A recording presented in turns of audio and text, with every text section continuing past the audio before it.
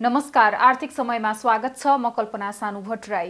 दर्शकवृन्द, हामीले आर्थिक समयमा अर्थतन्त्रका विभिन्न क्षेत्रहरूको अवस्थाबारे जानकारी दिँदै आएका छौँ। कोभिडले गर्दा अर्थतन्त्रमा पारेको प्रभाव तथा अर्थतन्त्रका क्षेत्रहरूलाई अबको दिनमा कसरी लैजानुपर्छ यसबारे हामीले कार्यक्रम मार्फत जानकारी पनि दिँदै आएका छौँ। साथै विभिन्न व्यक्तित्वहरूसँग कुराकानी गरेर अबको अर्थतन्त्रको बाटो कस्तो हुनुपर्छ, के कस्तो योजना लिएर सरकार अघि बढ्नुपर्छ यसबारे पनि हामीले जानकारी राख्दै आएका छौँ। यसैगरी दर्शकवृन्द, अब मुलुकको अर्थतन्त्रलाई कसरी अगाडि लैजाने, कोभिडले थलिएको अर्थतन्त्र तथा अर्थतन्त्रका क्षेत्रहरूलाई कसरी के कस्ता योजना आवश्यक रहेको छ भन्ने विषयमा अर्थशास्त्री हरिरोकासँग गरिएको यो कुराकानी। आगामी मौद्रिक नीति कस्तो आउनुपर्छ, कुन विषयलाई जोड दिनुपर्छ, के भन्नुहुन्छ यहाँले? मौद्रिक नीति त यो बजेटकै पार्ट हो भन्नाले तपाईँको चाहिँ नि फिस्कल पोलिसी जुन हो सरकारको, त्यो फिस्कल पोलिसीलाई बल पुर्याउनको लागि नै मोनेटरी पोलिसी आउने हो। अब मोनेटरी पोलिसीले गर्न पर्ने तीनटा कामहरू हुन्। एउटा चाहिँ महँगी रोक्ने, अर्थात् इन्फ्लेसन भन्छ, मुद्रास्फीतिलाई तपाईँको चाहिँ नि ब्यालेन्समा कसरी राख्ने भन्ने कुरा सोच्नु पर्यो, पहिलो कुरा। अनि दोस्रो कुरा तपाईँको चाहिँ नि मतलब यति धेरै चलखेल पनि नहोस्, मुद्रा यति धेरै बढी नहोस् जसले चाहिँ मुद्रास्फीतिलाई तपाईँको चाहिँ मतलब बढाउने खालको एउटा पोजिसन पनि नबनोस्। दोस्रो, मुद्राको अभाव पनि तपाईँको चाहिँ बजारमा नहोस् वा सम्बन्धित ठाउँमा नहोस्, यो दोस्रो। अब तेस्रो कुरा चाहिँ तपाईँको अब खास गरेर प्रोडक्टिभ सेक्टरमा कसरी लिएर जाने, कसरी व्यवस्थित बनाउने, लगानीहरूलाई कसरी व्यवस्थित बनाउन सकिन्छ, इन्ट्रेस्ट रेट भनेको ब्याज दरलाई कसरी घटाउन सकिन्छ, यो कुराहरूमा चाहिँ सरकारले अलिक बढी वा मतलब राष्ट्र ब्याङ्कले अलिक बढी ध्यान दिँदाखेरि, ध्यान केन्द्रित गर्दाखेरि राम्रो हुन्थ्यो। र अहिले अब सबैभन्दा अप्ठ्यारो विषय भनेको चाहिँ हाम्रो तपाईँको चाहिँ नि भारतीय मुद्रासँगको हाम्रो पेक सिस्टम राख्ने कि नराख्ने भन्ने हो। हामी तपाईँको चाहिँ धेरै बढ्ता परनिर्भरता जस्तो, भारत निर्भरता जस्तो देखिया छौँ। त्यसले गर्दाखेरि अहिले तपाईँको चाहिँ अहिलेको सन्दर्भमा हामीले तपाईँको यदि रेमिटेन्स हाम्रो बढी नै आउँछ भन्ने आकलन गर्ने हो भने हामीले पेक सिस्टम छोडिदिनुपर्छ र बजारमा जानुपर्छ। नत्र भने हामीलाई भारतको तपाईँको चाहिँ अप्ठ्यारोले हामीसँग चाहिँ तान्ने हुन्छ। उनीहरूको मुद्रा चाहिँ डिप्रिसिएसन हुँदाखेरि हाम्रो मुद्राको डिप्रिसिएसन पनि अत्यधिक बढेर जान्छ। तर अब फेरि हामी तपाईँको चाहिँ भारतसँगबाटै हामीले धेरै बढ्ता आयात गर्नुपर्ने हुँदा त्यसलाई कसरी व्यवस्थित गर्ने भन्ने खालको कुरा पनि सोच्न जरुरी छ। यी दुईटा तीनटा कुराहरूलाई चाहिँ तपाईँको मौद्रिक नीतिले यसपालि सम्बोधन गर्न जरुरी छ जस्तो लाग्छ। हजुर, कोभिड-19 र अर्थतन्त्रलाई हेर्दाखेरि कसरी हेर्नुहुन्छ? अब अर्थतन्त्रको बाटो कस्तो हुनुपर्छ? अनि यो तपाईँले ठुलो एकदम भेग क्वेसन राख्नुभयो। यो चाहिँ तपाईँको यो कोभिड-19ले पार्ने प्रभावको कुरा त सरकारले कहिले सोच्दा पनि सोचेन।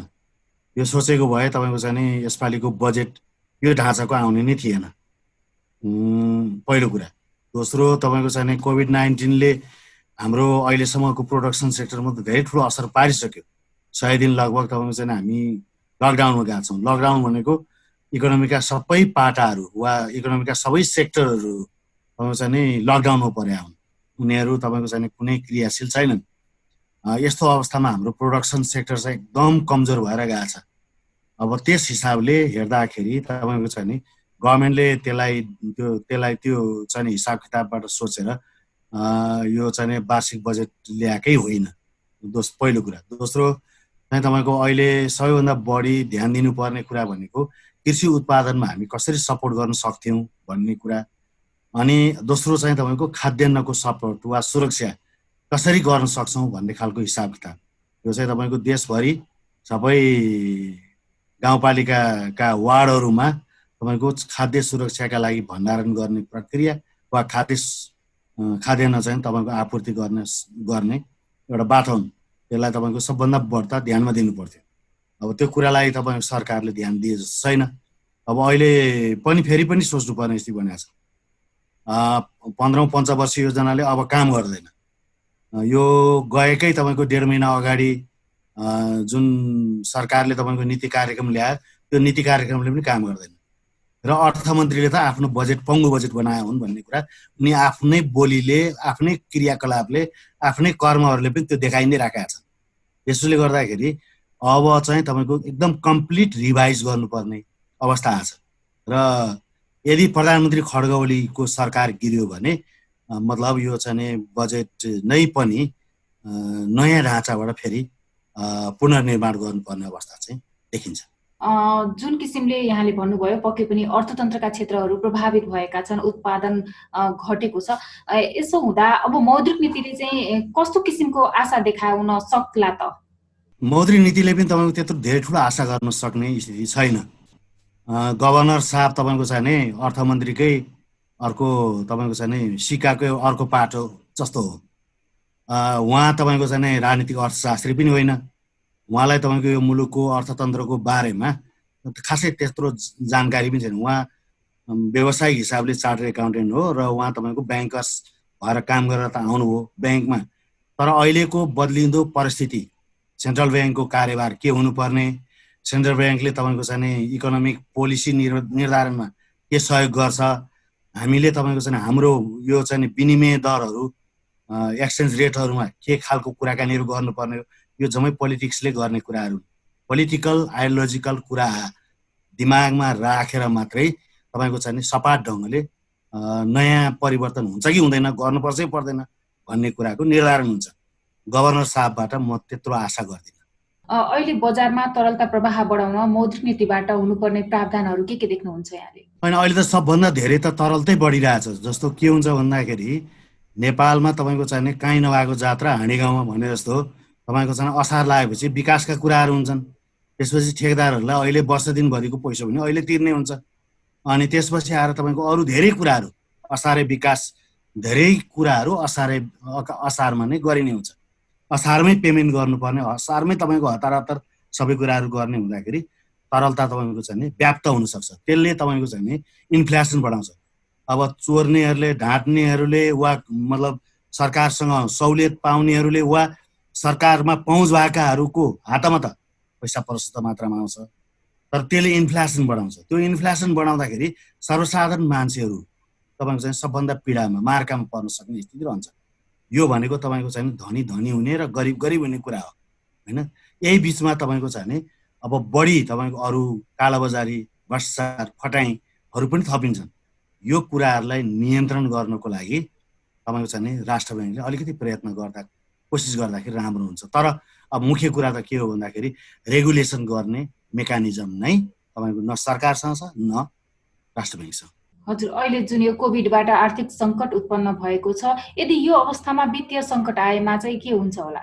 यो त आइ नै सकेको छ र त्यसलाई तपाईँको चाहिँ नि मतलब अब यो बिस्तारो बिस्तारो यसले तपाईँको चाहिँ अब सबै ढाँट्ने छल्ने कुराहरू मात्रै भएको छन्। अनि अब डेटामा मनिपुलेसन गर्ने कुराहरू नै भएको छन्। जस्तो आजको तपाईँले नागरिक पत्रिका पढ्नु भने तपाईँले थाहा पाउनुहुन्छ त्यहाँ धेरै कुराहरू त्यसमा पनि उद्धृत गरिएका छन्। जस्तो तपाईँको चाहिँ हामी कहाँ अहिले तपाईँको चाहिँ नि मतलब कसरी तपाईँको यो बाहिरबाट आउने रेमिटेन्सको कुरादेखि लिएर यहाँभित्र हिजो 15 दिन अगाडि चाहिँ तपाईँको चाहिँ यो खत्तम भयो हाम्रो अर्थतन्त्र भनेर भन्ने, 15 दिन पछाडि फेरि अब ठाउँमा आयो भनेर भन्ने, केमा कसरी ठाउँमा आयो भन्ने कुरा प्रमाणित नगर्ने वा मतलब त्यस्तो खालको लजिक नदिने, अनि कसरी बेठिक थियो त भन्ने कुरा पनि नगर्ने। अनि त्योभन्दा 15 दिन अगाडि बजेट बनाउँदाखेरि तपाईँको 15 खर्बको बजेट बनाइदिने, तर अब पछाडि आउँदाखेरि तपाईँ 15 दिन पछाडि नै हामीसँग पेमेन्ट गर्ने नै पैसा भएन भन्ने।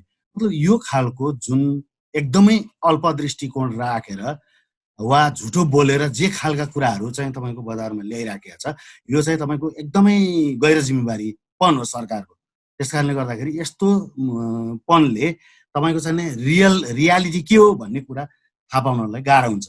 अनि यो चाहिँ तपाईँको कुन तथ्याङ्क चाहिँ ठिक, कुन तथ्याङ्क बेठिक भन्नलाई पनि गाह्रो छ। र सम्भवतः मेरो विचारमा तपाईँको अहिले कोही पनि अर्थशास्त्रीहरूले सङ्कट कहाँनिर आइपुगेको छ, सङ्कट कहाँनिर भित्रिया हो भन्ने कुरा तपाईँको चाहिँ भन्नलाई गाह्रो छ। किन भन्दाखेरि सरकार सबै कुराहरूमा झुटो बोलिरहेको छ। हजुर, अहिले स्थानीय तहको बजेट विनियोजन भएको छ। स्थानीय तहको बजेटलाई यहाँले कसरी समीक्षा गर्नुहुन्छ? उहाँहरूलाई तपाईँको छ भने एउटा लिमिटेसनभित्र छ, उहाँहरूको आफ्नै आम्दानीको स्रोत छैन। अब सरकारले दिने पैसा तपाईँको छ भने मतलब यो केन्द्रीय सरकारले वा सङ्घीय तपाईँको कोषबाट जाने अनुदानको कुरा तपाईँको छ भने कसरी उनीहरूले अनुदान छुट्याएको छ भने जम्मा तपाईँको छ भने 15% को कुरा हो, प्रदेश र तपाईँको छ भने स्थानीय सरकारलाई दिने कुरा। अब त्यसमा तपाईँको सबैभन्दा बढी त्यसको इभ्यालुएसन गर्नुपर्ने, त्यसलाई प्लानिङ वेबाट लैजानुपर्ने, अनि त्यसको प्रायोरिटी छुट्याउनु पर्ने, यी सबै कुराहरू गर्नको लागि त्यसका लागि तपाईँको एउटा फिस्कल कमिसन भन्ने हामीसँग छ। मतलब यो वैधानिक रूपमा मतलब संविधानमा व्यवस्था गरिएको। अब त्यो संविधानमा व्यवस्था गरिएको फिस्कल कमिसन जुन हो, प्राकृतिक स्रोत तथा वित्त आयोग, त्यो चाहिँ नि काम नलाग्ने पत्रु बनाएर तपाईँको चाहिँ एउटा कर्मचारी झुन्ड्याएर कर्मचारीको हातमा राखेको छ र सबै कामहरू अर्थ मन्त्रालयले गरिरहेछ। यो जम्मै कुराहरू हेऱ्यो भने अब त्यसको तपाईँको छ भने मतलब त्यो तलको कार्यान्वयन त्यो पनि बडा अप्ठ्यारो छ। जस्तो प्रदेशहरूले तपाईँको चाहिँ 10% पनि आफ्नो क्यापिटल एक्सपेन्डिचर खर्च गर्न नसकेको वा पुँजीगत खर्चिनु नसकेको जस्तै तपाईँको चाहिँ मतलब तल्लो स्तरमा पनि त्यस्तै भएको छ। र अब अहिले खर्च त बढी हो, यो चाहिँ कोरोना रोकथामको त्यो महामारीको सन्दर्भमा व्यवस्थापन गर्नुपर्दा अब त्यसले तपाईँको डेभलपमेन्टमा स्वाभाविक रूपबाट असर पर्ने नै हो। तर के कति असर परेको छ, कसरी असर पर्ने हो, र भोलि तपाईँको चाहिँ आउने मान्छेहरू जस्तो भोलि त गाउँमा त 60-70 लाख मान्छेहरू थपिन्छन् आउने कार्तिक महिनासम्म, र तिनलाई कसरी व्यवस्थित गर्नुपर्ने हो भन्ने कुराको बारेमा अब अर्कै ढाँचाबाट छलफल गर्न जरुरी छ। त्यो छलफल अहिले सुरु भएको छैन। तर अब यो चाहिँ सरकारको स्थिरता कति रहन्छ, अब यो नेकपाको अहिलेको जुन बैठक छ त्यो बैठकले कस्तो खालको निर्णय गर्छ भन्ने कुराबाट अनि पछाडि कुराकानी गर्दा चाहिँ हुन्छ। हजुर, मुख्यतः मुलुकको अर्थतन्त्रलाई विकास गर्न स्थानीय तहको भूमिका बारे के भन्नुहुन्छ यहाँले? होइन, मैले अघि नै भने भूमिका तपाईँको चाहिँ स्थानीय सरकारको भूमिका सबैभन्दा पहिलो कुरा त सङ्घले तपाईँको चाहिँ फेसिलिटेसन गर्ने, सहजकर्ताको भूमिका निर्वाह गर्ने र तपाईँको यो निर्माणको काम, उत्पादनको काम, व्यवस्थापनको काम प्रदेश सरकार र स्थानीय सरकारले गर्ने भनेको सङ्घीय सरकारको वा सङ्घीय व्यवस्थाको सबभन्दा पहिलो प्रारूप हो हैन। त्यसको तपाईँको चाहिँ त्यो आधारमा चलेको गभर्मेन्ट भएन तपाईँको चाहिँ मतलब स्थानीय सरकारका बारेमा, उसको औचित्यको बारेमा, उसले काम गर्न सकेको नसकेको बारेमा कुरा हुन्थ्यो। तर अब अहिले तपाईँको चाहिँ पावर जति माथि राखेको छ हैन, हर्कबहादुरको घरदेखि धर्मबहादुरको घरसम्मको बाटो बनाउने भनेर बजेट तपाईँको सङ्घमा राखेपछि तपाईँको चाहिँ तलको गाउँपालिका वा नगरपालिकाको सरकारले कसरी बाटोघाटो बनाउन सक्छ वा कसरी पूर्वाधारहरू निर्माण गर्न सक्छ। त्यही खालको कुरा तपाईँको शिक्षामा, त्यही खालको कुरा स्वास्थ्यमा, त्यही खालको कुरा तपाईँको पूर्वाधार निर्माणमा, त्यही खालको कुरा अरू धेरै कुराहरूमा हैन यो चाहिँ इकोनोमीका विभिन्न सेक्टरहरूमा यो समस्याहरू छन्। त्यस कारणले गर्दाखेरि अहिले नै तपाईँको यो भनिहाल्न सक्ने क्वेसन छैन। अहिलेको सरकार एकदमै सेन्ट्रलाइज्ड ढङ्गले चलेको छ, सारा अधिकारलाई माथि राखेको छ र तलका चाहिँ खेताला जस्ता भएको छन्। त्यस कारणले खेतालाहरूले गर्ने र खेताला मालिकले गर्ने कुरामा फरक हुन्छ। हजुर, अब कृषि क्षेत्रलाई कसरी अगाडि बढाउनु पर्छ? यो जुन कोभिडले गर्दा किसानहरूलाई निकै नै समस्या पनि भएको छ, उत्पादनले बजार पाएको अवस्था छैन, अबको दिनमा कसरी लैजानु पर्छ? तपाईँको एकदम गम्भीर कुरा। हामी कहाँ तपाईँको चाहिने धेरै खेतीपातीहरू बाँझो भएको थियो, तर अहिले मान्छेहरू धमाधम फर्केर आइरहेछन्। मैले अघि नै भने अब 15 लाख जति तपाईँको चाहिने काठमाडौँबाटै बाहिर गएका छन्। अब लगभग तपाईँको चाहिने लाख जति फर्किए होलान्, भनेको 14 लाख त गाउँमै छन् अझै। अब त्यसपछि आएर तपाईँको चाहिने झन्डै 10-12 लाख मान्छेहरू चाहिँ भारत प्रवासबाट फर्किए भन्ने सरकारी नै अनुमान छ।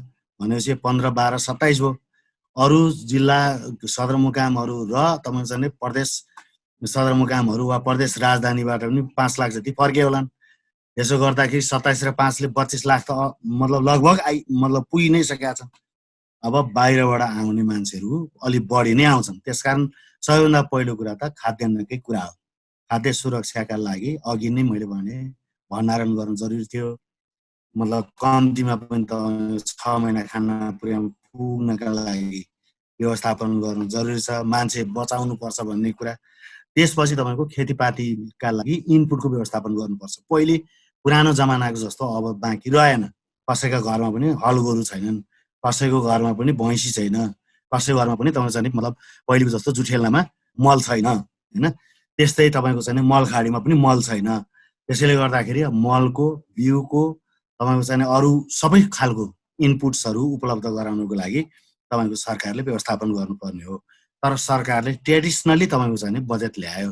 कृषिमा जति मतलब खर्च गर्नु पर्थ्यो वा कृषिलाई यतिखेर सबभन्दा धेरै प्रायोरिटीमा राख्नु पर्थ्यो, किनभने यो चाहिँ 3 महिनामा 6 महिनामा पाक्छ होइन।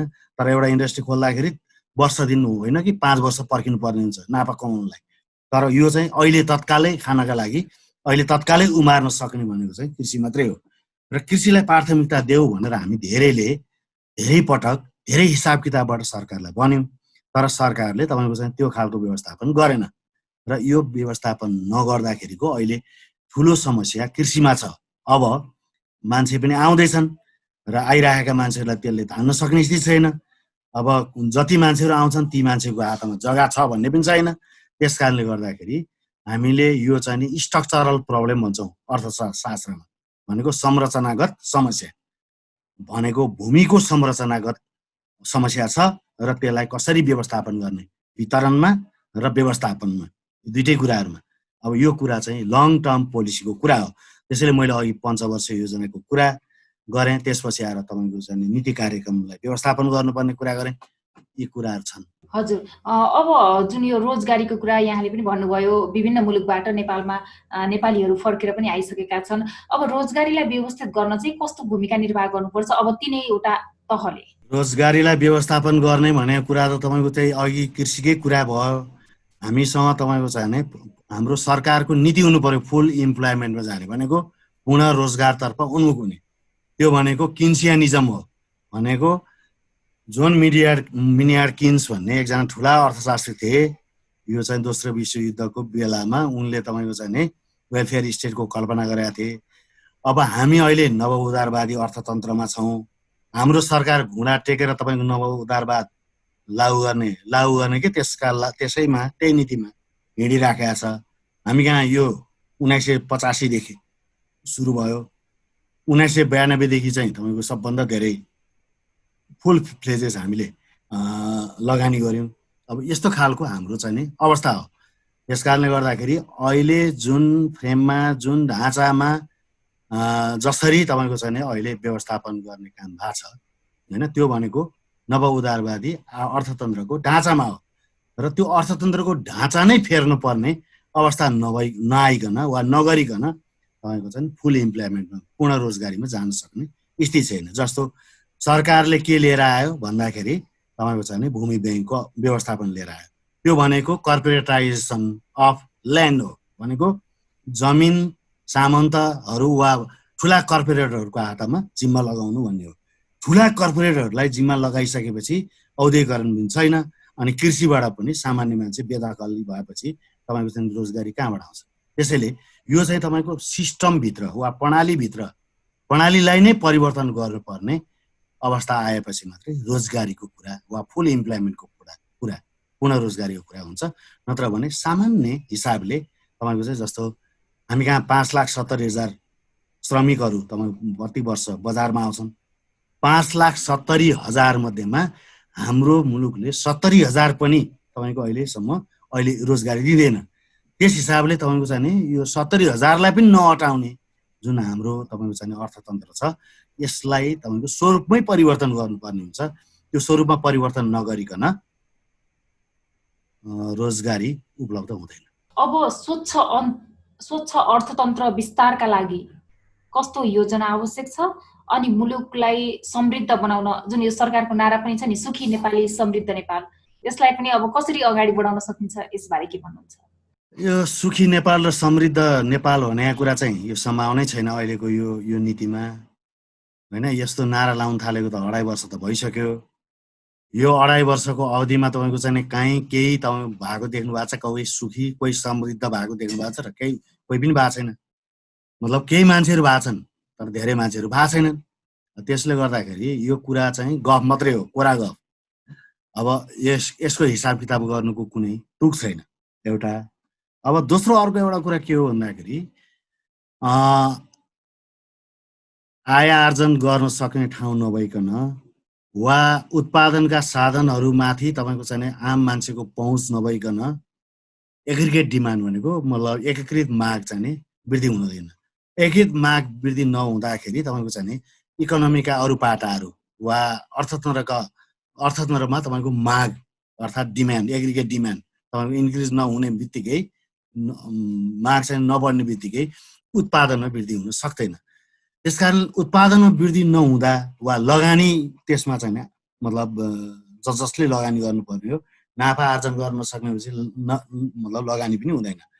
यी सबै कुराहरूसँग जोडिन्छन्। यो अर्थतन्त्रको लामो अर्थतन्त्रको विषय हो। यो हिसाब किताबले हेर्नुहुन्छ भने नयाँ फ्रेममा जानको लागि राज्यले एउटा नयाँ हिसाब किताबबाट नै फेरि सोच्नुपर्ने हुन्छ। हजुर, अन्त्यमा हामीले पर्यटन क्षेत्रलाई अब के गर्नुपर्छ? पर्यटन क्षेत्र यो कोभिड-19 नेपालमा प्रवेश नगर्दादेखि नै त्यस क्षेत्रलाई असर पनि परेको छ। पर्यटन क्षेत्रको लागि के भन्नुहुन्छ यहाँले? पर्यटन त तपाईँको चाहिँ अब 1-2 वर्षको लागि गयो भन्दा हुन्छ होइन। 1-2 वर्षको लागि गयो भन्दा हुन्छ भन्नुको अर्थ भनेको कहिलेसम्म कोभिड रहन्छ भन्ने एउटा होइन, यो चाहिँ तपाईँको कहिलेसम्म रहन्छ भन्ने कुराको अझै पनि टुङ्गो छैन। हुनाले हामीले अहिलेसम्म हेर्दाखेरि चाहिँ के देखिन्छ भन्दाखेरि अहिले बाहिरको संसारलाई हेर्दा यो चाहिँ पहिलो फर्स्ट फेजमै छौँ हामी। अब यो त सेकेन्ड फेज पनि आउँदो रहेछ, सम्भवतः थर्ड फेज पनि आउन सक्छ होला। त्यसो गर्दाखेरि तपाईँको चाहिँ जस्तो इन्फ्लुएन्जा यो चाहिँ मतलब स्पेनिस फ्लू भन्ने जुन 1918मा सुरु भएको थियो सनको 1918देखि 20सम्म रहेछ त्यो। यो अहिले तपाईँको यो चाहिँ जुन कोरोना भाइरस हो यो चाहिँ कति रहन्छ भन्ने कुरा अहिलेसम्म अन्दाज भएको छैन। अहिलेसम्म भ्याक्सिन पनि आएको छैन। अब त्यसले गर्दाखेरि यसको औषधि कहिलेसम्म हुन्छ भन्ने पनि थाहा छैन। यो कहिलेसम्म पिकमा जान्छ भन्ने कुरा त पिकमा जान नदिनका लागि वा पिकमा जाँदाखेरि कतिसम्म जान्छ भन्ने खालको कुरा हामीसँग भएन। किन भन्दाखेरि हाम्रो अब मास लेभलमा गइसकेको छ। अब भन्न त अब सरकारले मास लेभलमा गएको छैन भन्छन्, तर मास लेभलमा गइसक्यो भन्ने छ। अब धेरै मान्छेहरू अझै पनि बाहिरबाट आउन बाँकी छ, जस्तो भारत प्रवासबाट आउन बाँकी छ। अब मलेसियाबाट खाडीबाट मान्छेहरू आउन बाँकी छ होइन। अब वैदेशिक रोजगारमा गएका मान्छेहरू लगभग तपाईँको चाहिँ 25देखि 30 लाख मान्छेहरू आउने तपाईँको चाहिँ मतलब कार्तिक मङ्सिरसम्ममा यहाँ फर्किनुपर्ने अवस्था आइहाल्न पनि सक्छ। अब त्यस्तो अवस्था आयो भने तपाईँको चाहिँ मतलब हामी कहाँ यो धेरै दिनसम्म पनि कोरोना भाइरसको असर चाहिँ रहन सक्छ। त्यस्तो हो भने हामी कहाँ तपाईँको चाहिँ पर्यटन बाह्य पर्यटनको कुरा गर्नुको बाह्य पर्यटन यहाँ हामी कहाँ आउँछ भन्ने खालको कुरा गर्नुलाई निकै गाह्रो छ। अब हान भनेको होटल एसोसिएसन अफ नेपालले तपाईँको चाहिँ डिसेम्बरसम्म त होटलहरू बन्द नै गरिसकेको अवस्था छ। अब उनीहरूले तपाईँको चाहिँ यतिखेरसम्म आउँदैन भन्ने खालको कुरा, अब त्यसले मतलब त्यो चाहिँ व्यवस्थित हुँदैन भन्ने खालको कुरा नै सोचेर उनीहरूले बन्द गरे हुन्। अब फेरि पनि तपाईँको चाहिँ त्योभन्दा अलिकति लामो गयो भने त्यो पनि अवस्था हुनसक्छ। हामी कहाँ आन्तरिक रूपबाट बढीभन्दा बढी फैलिने सङ्क्रमण फैलियो भन्ने खालको अवस्था आयो भने आन्तरिक पर्यटनको पनि अवस्था चाहिँ गम्भीर हुनसक्छ। त्यसले गर्दाखेरि नेपालको ठुलो लगानी जुन यो बिचमा तपाईँ खास गरेर पर्यटन वर्ष 2020 भनेर घोषणा गर्नका लागि तपाईँ त्यसका लागि तपाईँको चाहिँ जुन खर्च वा लगानी जुन मान्छेहरूले गरेका थिए वा तपाईँको चाहिँ सरकारले गरेका थियो त्यो चाहिँ लगभग डुब्ने अवस्थामा छ। त्यस कारणले गर्दाखेरि अहिले नै तपाईँको यो चाहिँ पर्यटन व्यवसायको बारेमा कुराकानी कसरी हुनसक्छ, कसरी त्यसलाई व्यवस्थापन गर्न सकिन्छ र कसरी तपाईँको चाहिँ अब खुल्दाखेरि हामीले नयाँ व्यवस्थापन गर्न सक्छौँ भन्ने कुराको योजना बनाएर अनि त्यसबाट म्याक्सिमम बेनिफिट भनेर त्यसका लागि तपाईँ भ्यालु चेनको व्यवस्थापन गर्नका लागि एउटा नयाँ फ्रेममा सोच्न चाहिँ जरुरी छ।